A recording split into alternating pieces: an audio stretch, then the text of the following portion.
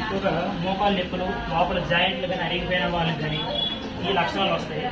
ఇవి మోకాలు నొప్పుల వరకు ఏంటంటే నరాల్లోని గ్రీజ్ టైప్ ఉంటుంది. దాని గ్రీజ్లోనూ ఓ రకాలు ఉంటాయి.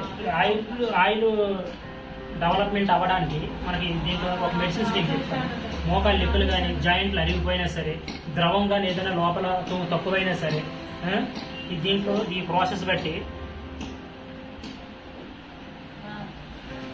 ఇది శరణం అంటారు. శరణ అనే గంధం ఇది. ఈ శరణ గంధం రాసుకుంటూ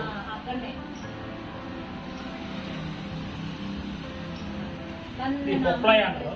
పొప్లాయ్ అనేది ఒక భస్మం ఇది, రాతి భస్మంతో వస్తుంది. ఈ పొప్లాయని ఇలాగా మద్దం చేసేసుకొని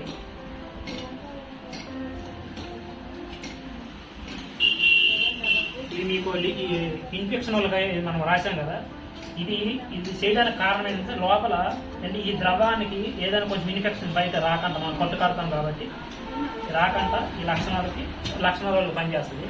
ఈ ద్రవం చేసి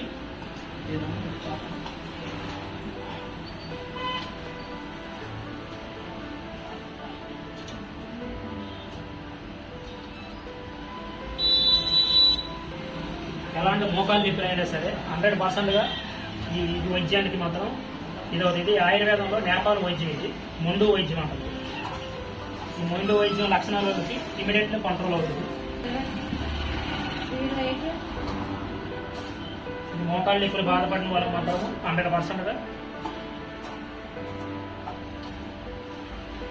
డెవలప్ అవుతుంది. ఎట్టి పరిస్థితులైన మోకాళ్ళకి మేము వైద్యం నెంబర్ 1గా ఇస్తాం. ఇది ఎటువంటి మోకాలు నొప్పులైనా సరే వచ్చినది మాకు కాంటాక్ట్ చేస్తే 100% ఈ వైద్యం డెవలప్ చేసుకోవాలి. ఎంతోమంది బాధపడుతూనే ఉంటారు మోకాలు నొప్పుల వల్ల. ఈ విధంగా మీ దగ్గర కాటన్ శారీస్ ఉంటాయి కదా, ఈ శారీస్ వల్ల కానీ ఈ విధంగా మీరు చేసుకున్నట్లయితే ఇంటి దగ్గరే